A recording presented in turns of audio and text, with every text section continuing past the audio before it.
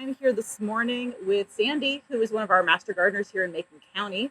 And today we are going to be frying up some squash blossoms before we do the actual cooking. What kind of blossoms are these?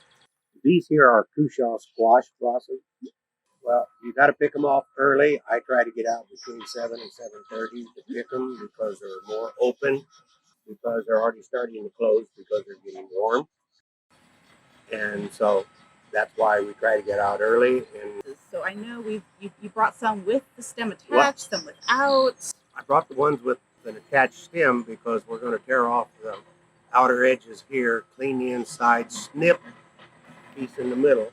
And then this is to hold it after you cook it. So after you stuff it, we cook it. And these here, I do the opposite. I take and I pop this off. And most of the time the center comes out. And then I take these edges out. And then I wash it all the way around and check for bugs and look down the center for bugs.